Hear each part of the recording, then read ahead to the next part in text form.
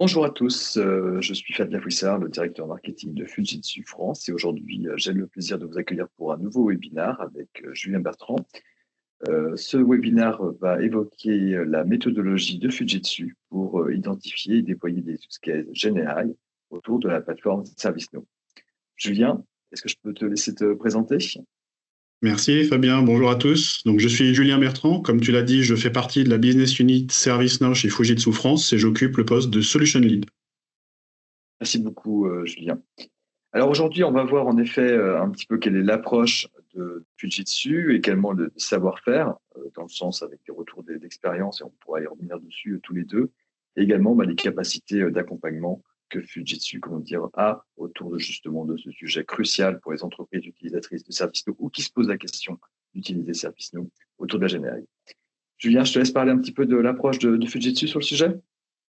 Avec plaisir. Alors du coup, pour revenir très rapidement sur le groupe Fujitsu, nous sommes un groupe japonais d'environ 130 000 personnes, justement avec une expertise non seulement autour de l'IA, mais également avec un savoir-faire assez prononcé sur la technologie ServiceNow. ServiceNow, c'est vraiment une solution, une technologie qui a une importance assez significative pour Fujitsu, tant bien qu'un partenariat a été signé lors C'est vrai. de Knowledge 2024 afin de pouvoir justement sceller la construction d'une équipe constituée de ressources Fujitsu et de ressources ServiceNow afin de pouvoir avancer justement les recherches en matière d'IA, donc capitaliser sur une plateforme telle que ServiceNow, tout en mettant à profit le savoir-faire que Fujitsu peut venir apporter grâce à ces dizaines d'années d'expérience. En ce qui nous concerne et pour la présentation d'aujourd'hui, on va plutôt revenir sur 4 points clés qui peuvent sembler assez évidents, mais les 4 points clés pour justement une implémentation réussie de GenAI en utilisant la plateforme ServiceNow. Donc on présente déjà ici les 4 points. Donc identifier, prioriser, déployer et évaluer. Et c'est cette approche que je vais vous présenter. On va revenir étape par étape sur la façon de faire et les éléments importants à évaluer au travers de ces 4 étapes. Très bien, Julien. Alors justement, pour le coup, si tu veux un tout petit peu détailler les quatre étapes clés avant de rentrer dans le détail. Alors, comme je le disais, ça peut sembler évident, mais je pense qu'il est toujours important et intéressant de pouvoir se voir répéter les choses qui sont évidentes. Et les Ouais. 4 étapes clés, basées justement sur, comme tu le disais, l'expérience Fujitsu, sont présentées ici. Donc, dans un premier temps, identifier les opportunités, savoir en fonction des usages qui sont réalisés de la plateforme, quelles peuvent être les opportunités pour venir rajouter de la GenAI dans les usages quotidiens que des utilisateurs finaux ou alors que des agents pourraient avoir besoin. Une fois qu'on a identifié ces use cases, on va s'intéresser justement à leur priorisation. Évidemment, on peut imaginer que la GenAI au sein de la plateforme puisse arriver à plein d'endroits possibles. On ne peut pas prendre tous les chantiers de manière Non, bien sûr. équivalente, si je puis dire, ou en tout cas, il va falloir réussir à pouvoir hiérarchiser et prioriser. Et on reviendra ici sur les éléments, sur les critères qui vont aider à cette priorisation. Une fois qu'on a défini notre priorisation, on va vraiment s'intéresser cette fois-ci au développement et à la mise à disposition de ces use cases dans la plateforme. Et bien évidemment, il est également prépondérant de pouvoir s'assurer que ce qui est développé aujourd'hui reste vrai demain, donc avec C'est justement vrai. cette approche d'amélioration continue. Mm. On sait parfois que c'est ce qui fait défaut au-delà de la GenAI, mais à certains Ouais. clients ServiceNow, on met tous les efforts pour que le jour J, tout fonctionne, et puis Mm. ensuite, on laisse parfois un petit peu dépérir notre solution. Si on Mm. fait ça avec la GenAI, ça donnera finalement des résultats qui vont être un petit peu mitigés. Et notre Mm. objectif en tant qu'intégrateur et en tant que partenaire ServiceNow, c'est d'éviter ces situations-là et vraiment d'aider nos clients à aller dans la bonne direction. Donc pour résumer, identifier, prioriser, développer et évaluer. Merci, Julien. Alors justement, si on va dans la partie des use cases générales, sur cette première étape qui consiste à les prioriser, quels sont tes principaux critères et est-ce que tu peux aussi nous parler d'exemples? Alors, on est au final déjà à la deuxième étape, puisque je pense que, comme je le disais, l'identification, elle est très facilement faisable. On sait très bien Mm. que tous nos collègues ou toutes les personnes avec qui on peut être impliqué dans un usage ServiceNow vont avoir des bonnes idées. On a envie de réduire de 2 clics, on a envie d'avoir du contenu qui est mis à disposition de manière automatique. Ça, je pense que on peut faire confiance à l'esprit humain, même je peux dire de façon générale, à avoir ces bonnes idées. Mais comme je le disais, ensuite vient la deuxième étape, à savoir la priorisation. Vers quoi je vais aller en premier pour avoir peut-être les résultats les plus probants. Donc du coup, on a cette échelle, on va dire, à 3 dimensions, qui sont les critères de priorisation qui sont présentés ici, à savoir l'impact global que le cas d'usage va avoir sur l'organisation. On peut imaginer qu'un use case qui va toucher les utilisateurs finaux va avoir justement un impact assez fort. La faisabilité technique également.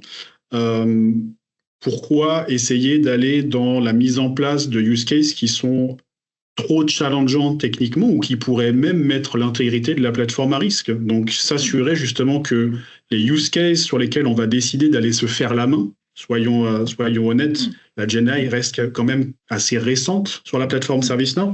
Donc allons vers les choses qui sont facilement réalisables avant de commencer à remettre en question des principes peut-être plus profonds. Et bien évidemment, le fameux ROI dont tout le monde parle, investir sur la GenAI, certes, mais quel va être le retour sur cet investissement? Là, on fait face à des choses qui sont parfois assez difficiles à mesurer, mais les éléments ou les métriques qui reviennent très souvent, c'est le temps qu'on va gagner pour faire des tâches répétitives, le temps qu'un agent va justement mettre avec de la GenAI pour répondre à un incident, par exemple, contre le temps qu'il va mettre sans GenAI comme aide supplémentaire. Et en général, quand on fait justement ces multiplications assez simples, c'est là où on est capable de dégager un retour sur investissement assez important. Ouais. Ce que j'ai bien aimé aussi dans ce que tu as dit, Julien, c'est de rappeler, et tu l'as noté ici, avec les ressources disponibles, c'est vrai qu'au-delà même de la difficulté, comment dire, à pouvoir pas délivrer et mettre en place un projet, il faut aussi évidemment s'assurer que les personnes soient à l'aise avec cette nouvelle technologie. Et c'est vrai qu'il y a des choses qui sont évidemment à prendre, que je trouve ça intéressant aussi que tu rappelles la nécessité également de disposer des ressources qui soient alignées avec ce type de projet, avec ce qu'apporte justement ce type de technologie. Alors justement, dans tes exemples de cas... Alors, je veux bien rebondir là-dessus, d'ailleurs, ce que tu dis est très intéressant. On est sur une échelle de temps à deux vitesses, si je puis dire. La plateforme ServiceNow, pour les clients les plus fidèles, c'est parfois une solution qui va avoisiner les 20 ans. Alors, si on exagère, mais on peut dire que certaines plateformes clientes vont avoir plus de 10 ans de vie déjà, alors que la GenAI sur la plateforme et la GenAI telle qu'elle est proposée actuellement, ça a moins de 2 ans. Donc, on est sur une technologie nouvelle qui vient se greffer sur une plateforme qui a déjà bien vécu, parfois. Et donc, c'est là où c'est important de pouvoir correctement aligner les attentes ainsi que la faisabilité. Je comprends. Et pour revenir sur, du coup, les use cases, alors deux use cases qui sont la plupart du temps ceux vers lesquels tous nos clients souhaitent s'orienter, à savoir la déflexion des incidents. Éviter qu'un utilisateur aille jusqu'à la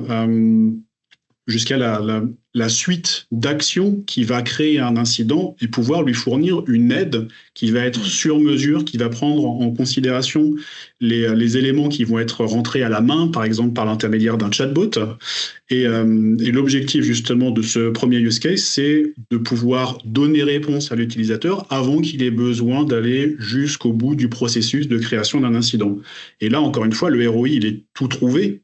On facilite l'accès à de l'information et on évite à des agents d'avoir un travail à réaliser. Ensuite, on a un deuxième use case qui est un petit peu différent cette fois-ci. Ça va être dans la création de contenu et dans la capitalisation de ce qui peut être fait lorsqu'on traite les incidents. On sait très bien que dans la plupart du temps, les problématiques qui sont rencontrées vont toujours avoir des similitudes, on va avoir peut-être des origines qui sont identiques. Et là, on va chercher justement à venir capitaliser sur toutes les informations de traitement et de résolution des incidents pour aller créer des procédures ou pour aller créer de l'aide directement pour nos utilisateurs pour revenir en fait au premier use case. Donc optimiser la gestion de la connaissance, ça va avoir deux effets, deux impacts positifs. On va s'assurer de fournir de l'aide automatique à nos utilisateurs et donc du coup rebondir sur la déflexion. Mais on peut également aussi avoir un raccourcissement du temps de traitement réalisé par les agents, puisqu'on va être capable de leur mettre à disposition une solution qui est finalement avérée et basée sur des données qui auront été traitées par la GenAI, et ce qui réduira justement le temps de traitement. Très bien. Alors, pour continuer justement, au niveau des exemples de réalisation, peut-être, justement, sur la partie de réflexion.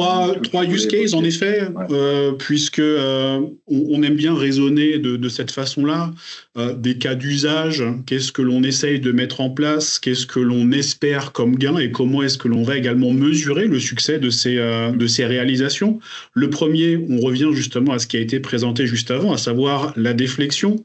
L'objectif de ce use case-là, c'est justement de faire diminuer le nombre de tickets et donc d'éviter d'avoir à solliciter notre support. Comment est-ce que l'on peut mesurer les résultats associés à cette initiative ? Eh bien, comme on le disait, ça va être en allant justement s'assurer que le fameux agent virtuel, le chatbot ou le virtual agent, si on utilise les termes ServiceNow consacrés, eh bien, va être en capacité peut-être de nous proposer un article de catalogue qui répondra à notre besoin initial. Du coup, pas besoin de prendre son téléphone, pas besoin d'aller demander quoi que ce soit par un chemin qui est peut-être un petit peu tortueux. Non, le bot va nous proposer directement quelque chose qui répond à notre attente. On peut également avoir une génération de contenu faite sur mesure. Je pose une question à mon bot, le bot me répond, et du coup, je n'ai pas besoin d'aller jusqu'au bout de la procédure de création d'incidents. Et si jamais on souhaite justement aller jusqu'à la création d'un incident, eh bien tous les échanges précédents que l'on va avoir eu avec cet agent virtuel vont pouvoir être processés, vont pouvoir être exploités par l'intelligence artificielle pour pouvoir déjà venir alimenter le ticket d'incident qui derrière lui sera affecté à un agent pour traitement. Donc on va avoir des étapes finalement qui vont être soit qui vont disparaître ou soit qui vont être fortement raccourcies puisqu'on va avoir déjà tous les éléments qui vont être issus de la discussion initiale qu'un utilisateur final va avoir eu avec l'agent virtuel. Très bien. Justement, sur l'amélioration du temps de traitement par les agents, le use case numéro 2, qu'est-ce que tu attendais sur la partie, évidemment, la productivité au niveau des agents, mais dans les critères de succès, quand je vois que c'est des clients sont exigeants, pour le coup.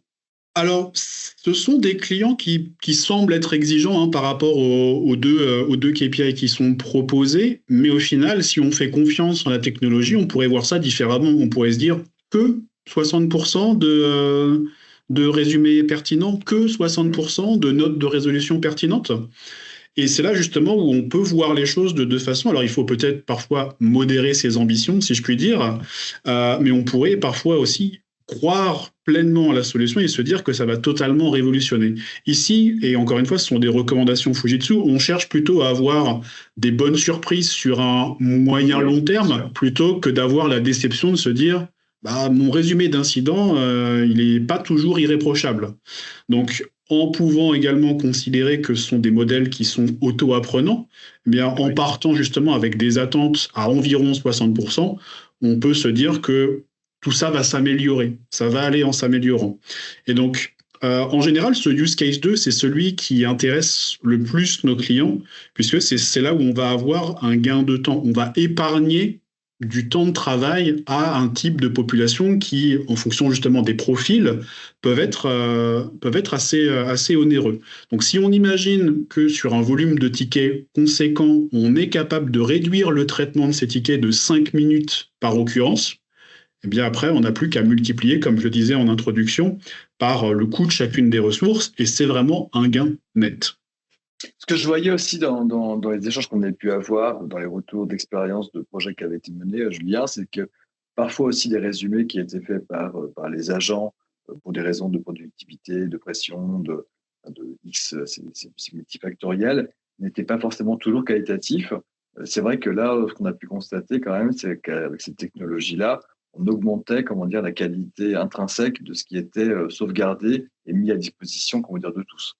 Totalement, sans jugement de valeur. Je pense qu'on a toujours été très bon pour commencer à prendre une problématique à bras-le-corps, mais dès qu'on a trouvé la solution et qu'il faut polir et faire briller tout ça, c'est là où on est peut-être moins impliqué. Et c'est là justement où la GenAI peut prendre le dessus, puisque notre incident a été traité correctement. On a tracé nos échanges, on a trouvé les root causes ou les raisons de l'incident, et on a également fourni les solutions pour rétablir le ou les services. Donc, il y a matière. Mais comme on le disait, on est peut-être sur la pente descendante de fin de traitement. Et là, la GenAI peut reprendre et peut justement pallier peut-être à des imprécisions, une inexactitude ou, comme tu le disais, une pression parce que tout simplement, on doit déjà prendre l'incident qui suit. Oui, tout à fait, exactement. Sur le use case numéro 3, la base de connaissances, c'est vraiment le grand sujet. En plus, on sait très bien que c'est évidemment un des éléments clés pour la GenAI, c'est aussi d'avoir des données qualitatives à l'entrée pour pouvoir également donner en output d'autres données qualitatives. Quels sont un petit peu tes échanges que tu as avec nos clients, Julien, sur la partie knowledge base? Alors déjà, si on revient sur, je dirais, les principes fondamentaux de ServiceNow, qui justement est une solution qui est quand même qui était plutôt très centrée ITSM, le processus de gestion de la connaissance, c'est justement quelque chose qui revient de la genèse d'ITIL, etc. Donc ça reste vraiment quelque chose de très central à la plateforme. À plus forte raison maintenant, lorsqu'on voit les modules tels que CSM ou HR, qui sont également les modules qui peuvent grandement bénéficier de la GenAI, il y a cette notion de base de connaissances également. Donc du coup, on est vraiment sur un terrain propice pour, comme tu le disais, soit générer du contenu, soit exploiter du contenu et pouvoir capitaliser sur tout ce que l'on va stocker dans la plateforme. Donc au niveau de ce troisième use case, eh bien, on est vraiment dans une optique de capitalisation, comme je disais, d'enrichissement, d'amélioration du contenu de ces bases de connaissances. Et ça fait un petit peu écho au use case numéro 2. Quand on a traité notre problématique et qu'on est déjà passé à autre chose, c'est toujours très difficile de revenir sur ce qu'on a fait et d'expliquer étape par étape ce qui a bien fonctionné et comment résoudre, par exemple, un incident. Donc là, la GenAI, encore une fois, peut venir à notre secours et venir justement digérer un petit peu tout le corps du ticket pour pouvoir derrière en faire une procédure ou pour pouvoir améliorer ce qui est déjà existant. Très bien. Alors, je te propose que justement, on parle un petit peu de timeline, parce que c'est un élément important. C'est les clients ont évidemment envie d'implémenter la technologie, mais qu'est-ce que ça veut dire pour eux, tant en termes d'efforts, en termes de mise à disposition finalement des premières versions pour se faire une conviction, trouver la partie héroïque. C'est quoi en fait la timeline, Julien? Alors, la timeline, elle peut être variable. Comme je le disais, je pense qu'il est important de pouvoir déjà bien cibler, bien borner notre initiative. La plupart du temps, la façon dont on procède, c'est par l'intermédiaire de proof of concept, tel que c'est présenté sur le slide ici. Et on voit qu'en l'espace de quelques semaines, on peut déjà avoir des résultats tangibles sur un environnement. Et les 3 use cases qui étaient présentés sur le slide juste avant ont été exploités et ont été implémentés pour l'un des clients Fujitsu en moins de 5 semaines. Donc vous voyez Donc les 3 pour le coup. Les 3 en effet, les 3. Donc il y en avait certains qui étaient plus complexes les uns que les autres. Il y a également des fonctionnalités qui sont peut-être un peu plus, encore une fois, faciles à utiliser. On en revient à la faisabilité technique dont on parlait au début également, qui permettent justement de ne passer que 2 semaines sur l'implémentation de ces use cases. Donc, première semaine, si on revient sur la première timeline, on s'assure justement que notre environnement ServiceNow sur lequel on va travailler, eh bien, il soit GenAI ready si on veut. Donc, on va aller activer les plugins, on va aller s'assurer que on ait le bon LLM qui soit mis à disposition pour pouvoir aller justement faire tout ce travail d'analyse et d'apprentissage. Et puis ensuite, on va aller vraiment se focaliser sur, réduire le temps de traitement de mes agents. Très bien, comment je fais? Comment est-ce que je peux faciliter ça? Pouvoir alimenter les bases de connaissances. Eh bien, ça, ce sont les choses qui ont été faites justement dans la 2e et la 3e semaine. Et puis, pour revenir sur cette phase de test également, on a envie de mettre un petit peu à l'épreuve ce qui a été réalisé. Je ne veux pas rentrer forcément dans les détails de ce qu'est l'IA et les hallucinations. Je pense que tu en parlerais bien mieux que moi. Mais on veut s'assurer que lorsque l'on va tester ce que l'on va mettre à disposition de nos utilisateurs, quel que soit le type de personne qui puisse bénéficier de l'IA, eh bien, on ait des réponses qui soient acceptables. On ne veut pas que ça réponde à côté, ou on ne veut pas que les réponses soient approximatives. Et puis, dernière semaine, eh bien, on restitue, on est là pour présenter les résultats de notre travail, assurer à notre client que les initiatives qui avaient été identifiées comme faisant partie de ce mini-projet, si on veut le qualifier comme ça, eh bien, trouvent bien réponse, et justement avec la hauteur des niveaux d'exigence qui étaient attendus. On a également une deuxième trame qui se passe en parallèle avec justement l'acronyme BVA, donc Business Value Assessment. C'est là où on va mesurer le ROI au final de chacune des activités que l'on va faire également.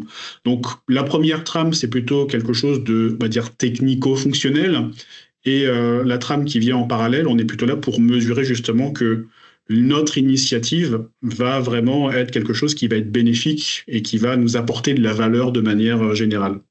Ouais, qui puisse permettre aussi une prise de décision. C'est que les éléments qui ont été faits, forcément, ça nécessite de solliciter des ressources, on en parlait juste avant, mais qu'en tout cas, à la fin de ce POC-là, il y a tous les éléments qui permettent de prendre une décision pour en vérifier, comment dire, la pertinence. Alors, c'est ça.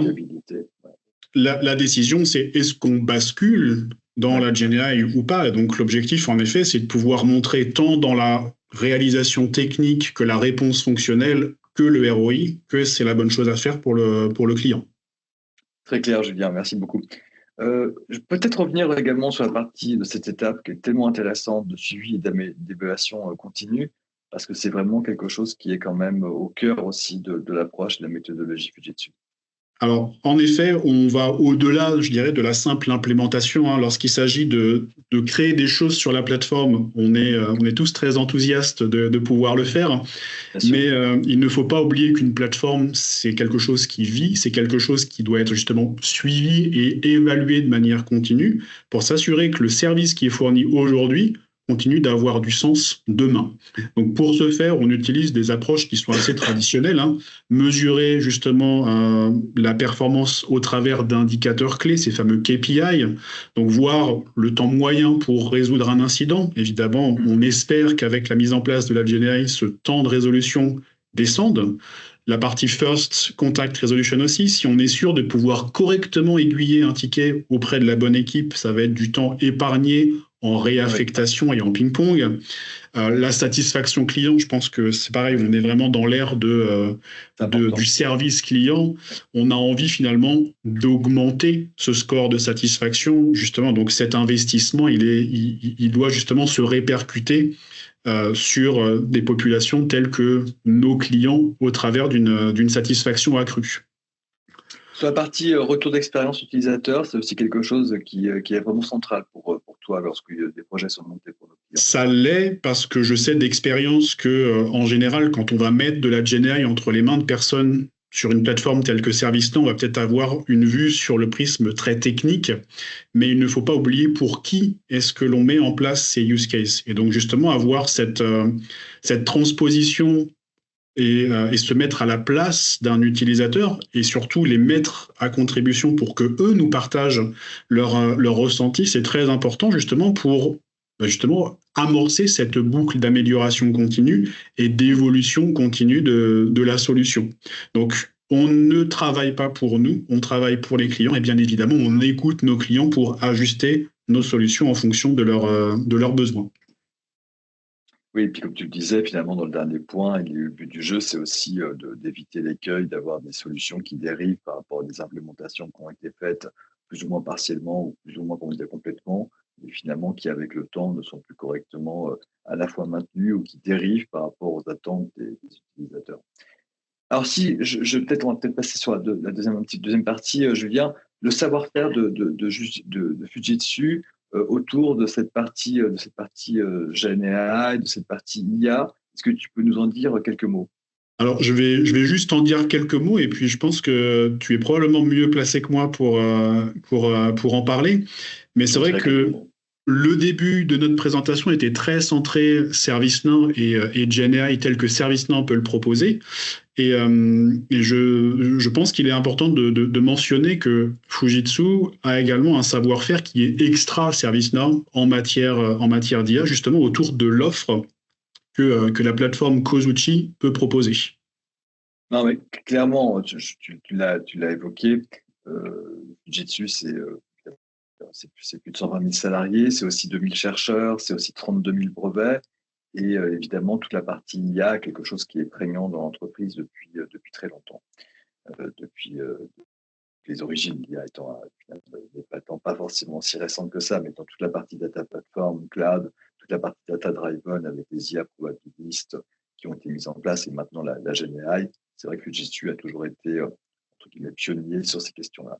Et l'idée derrière Kozuchi, le mot japonais de Kozuchi, ça veut dire marteau magique. C'est le marteau qui est utilisé par les personnes en fait lorsqu'ils rentrent dans un temple pour que leur soient adressées finalement les faveurs des ancêtres, des esprits.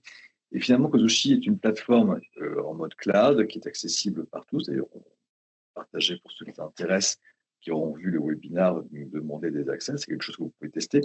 Et en fait, la plateforme, elle a 7 composants. Elle a évidemment la partie GenAI avec des LLM, la partie RAG, la partie anti-hallucination qui est tellement clé en effet dans la partie servir des utilisateurs correctement. Toute la partie d'analyse des prédictions, hein, c'est un des grands pans de l'IA sur la question. La partie évidemment création de contenu, translation, la partie création d'images. La partie trust, qui est un élément important et qui est un enjeu particulièrement important aujourd'hui pour les data scientists, notamment sur le fait de s'assurer que les algorithmes n'aient pas de biais, par exemple sur le sexe, sur le genre, l'âge, la localisation, enfin tout ce genre d'éléments. Toute la partie computer vision qui est un élément très important chez Kozuchi. Et c'est vrai qu'un des modules qu'on a intégré dans cette plateforme-là, Actualizer, est une solution particulièrement avancée, plusieurs fois reconnue dans le monde comme la plus précise pour différents benchmarks. Elle est notamment utilisée par la Fédération internationale de gymnastique pour aider les juges à la notation. La solution est capable d'analyser les mouvements des gymnastes. Il y a d'autres cas d'usage, évidemment, on y reviendra un tout petit peu après. Et la partie AutoML, qui est plutôt pour les data scientists, lorsqu'ils créent des pipelines de données, de pouvoir automatiser certaines tâches. Donc, cette plateforme-là, en effet, elle est au service de nos utilisateurs et elle est évidemment, on va y revenir, interfacée aussi avec ServiceNow. Tu veux Alors, en effet, parler? Ouais, voilà. En effet, on peut se demander pourquoi est-ce que l'on parle de cette capacité de GenAI qui n'est pas propriétaire ServiceNow. Eh bien, tout simplement parce qu'on est en capacité de pouvoir joindre ces deux briques technologiques ensemble pour avoir un workflow de l'automatisation qui puisse fonctionner de manière très orientée bout en bout.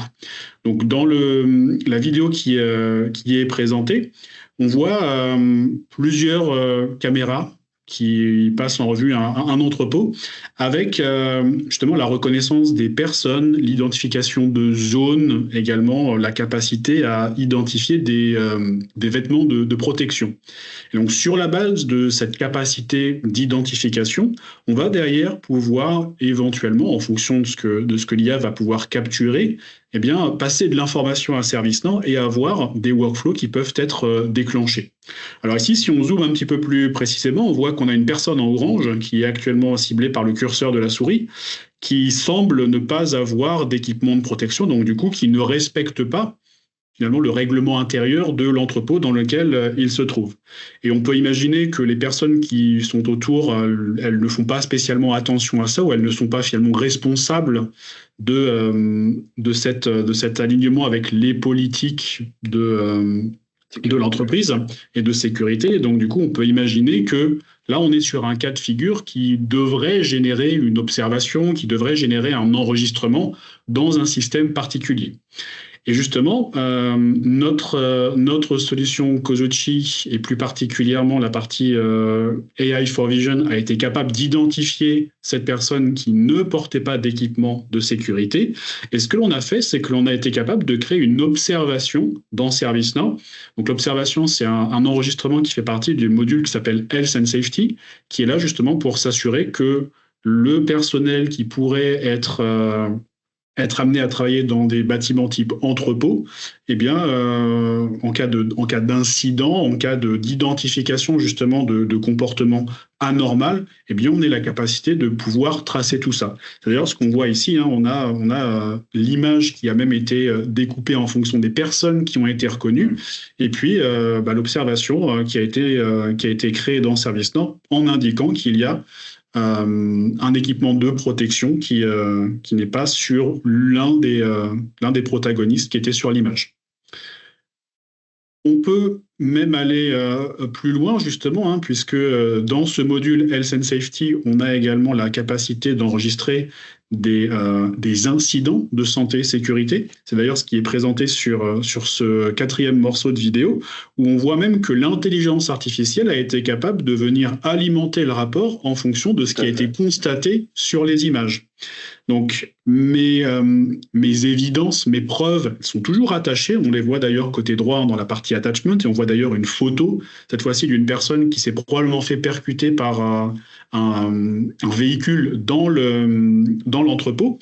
Et en combinant ça justement avec les capacités de ServiceNow, on voit qu'on a la possibilité vraiment de suivre étape par étape la définition d'un rapport de sécurité qui derrière générera un PV, qui derrière générera potentiellement, on peut aller même jusqu'à imaginer des sanctions, une modification du règlement intérieur ou ce genre de choses, ou de la formation ou de l'information également, totalement. Et puis, ServiceNow ne serait pas ServiceNow sans une couche justement de reporting, de KPI. Et on est justement en capacité de pouvoir absorber les informations, non seulement de Kozuchi, de les mêler avec ce que ServiceNow est capable de proposer, si bien que si on voit derrière cette représentation, par exemple ici, hein, du bâtiment, eh bien, on peut imaginer que grâce à la combinaison Kozuchi plus ServiceNow, on puisse par exemple identifier les zones les plus incidentogènes dans un entrepôt et que derrière, on puisse ensuite s'assurer de mettre en place, comme on le disait, les mesures correctives, de dire dans cet endroit, on voit très souvent des gens qui se font percuter parce qu'on n'a peut-être pas la bonne signalisation, eh bien, mettons à jour la signalisation dans notre entrepôt. Mettons une barrière supplémentaire, par exemple. Mais toutes ces décisions, toutes ces prises d'action, eh bien, elles le sont capables, en tout cas, on n'en est capable que si on peut justement vraiment capitaliser sur ces données brutes que Kozuchi peut nous fournir. Très clair. Je pense qu'il est temps de parler de l'accompagnement aussi de Fujitsu. Évidemment, dans le cas d'usage qu'on voyait là avec l'entrepôt que tu décrivais, Julien, évidemment, ça peut fonctionner dans le monde du retail, ça peut fonctionner dans le monde de la sécurité, ça peut fonctionner évidemment dans beaucoup d'autres situations. Mais nous espérons en tout cas que ce use case-là, ce business case plutôt, vous donnera des idées également de votre côté. Alors revenons justement sur l'accompagnement de Fujitsu. Alors, je pense que la question de ce slide est on ne peut plus claire. Êtes-vous prêt? C'est vrai qu'en général, on a toujours tendance à voir ce que les autres font, à entendre parler de ce que les autres font, et on se demande toujours justement, est-ce qu'on est prêt? Est-ce que l'on va franchir le pas? Est-ce qu'on va aller justement investir sur cette GenAI ou pas? Eh bien, il faut savoir que pour répondre à cette question, une fois n'est pas coutume, Fujitsu peut vous aider à apporter une réponse qui justement sera basée vraiment sur une analyse assez fine, puisque au travers de son offre d'advisory et de support, eh bien, on a la capacité à venir aller analyser votre environnement, à aller analyser votre niveau de maturité, afin de pouvoir vous proposer des recommandations, soit pour vous mettre à niveau et pouvoir bénéficier de la GenAI, ou alors afin de pouvoir cette fois-ci vraiment commencer ce voyage dans la GenAI tel que ServiceNow peut le proposer. Alors Case, c'est justement notre offre d'accompagnement et de conseil, où on voit justement 3 piliers. Un pilier stratégique, un pilier santé de la plateforme et un pilier support et amélioration continue. Et plus récemment, puisque c'est une offre qui est vraiment très vivante, eh bien, on a eu l'ajout d'un service supplémentaire qui est là pour faire cette fameuse mesure et vous fournir un état des lieux exhaustif de votre capacité à aller vers des use cases GenAI ou pas. Très bien. Peut-être il est là. Pour, voilà. Ouais, voilà, exactement. Il apparaît là. Peut-être juste avant en tout cas pour conclure, et merci beaucoup Julien sur la partie case, peut-être rappeler que cette offre-là est reconnue par ServiceNow, qu'elle est unique pour le coup. Alors, Merci, Julien. Ouais. en effet, Case, c'est une offre justement qui a été construite, qui a mûri au fil des 8 dernières années.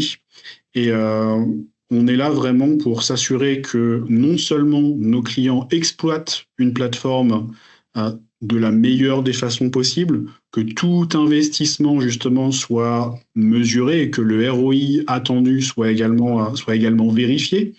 On est également là pour proposer des services qui vont garantir la santé et l'intégrité de la plateforme. Comme je l'ai dit, on a surtout récemment, on voit justement une vague de clients avec des instances qui ont bien vécu. On sait très bien que la façon dont on exploite ServiceNow aujourd'hui n'est peut-être plus la façon dont on l'exploitait il y a quelques années. Donc, on a peut-être changé de façon d'exploiter et parfois, on est peut-être parti dans des directions différentes. Eh bien là encore, Case peut venir assesser, peut venir regarder la façon dont ces choses sont configurées, dont elles sont automatisées et pouvoir fournir des recommandations pour avoir une plateforme plus saine et plus fonctionnelle. Et pour finir, si jamais vous avez besoin d'un accompagnement avec cette fois-ci de la réalisation, parce que ce que je disais plus tôt, pointer du doigt des mauvaises configurations, nous sommes capables de le faire, mais vous aider justement à remettre votre plateforme sur de bons rails, eh bien c'est également la chose avec laquelle on peut travailler, donc s'asseoir avec vous non seulement pour identifier, mais également pour réaliser. Et ça, je pense que c'est, comme tu le disais, une offre qui est unique sur le marché. Julien, merci beaucoup pour le temps pris à présenter justement cette station de méthodologie Fujitsu pour le sujet de la GNI qui a été présentée donc au World Forum, tu disais. Merci beaucoup pour ton temps et à bientôt pour un nouveau webinaire. Merci. Merci Fabien.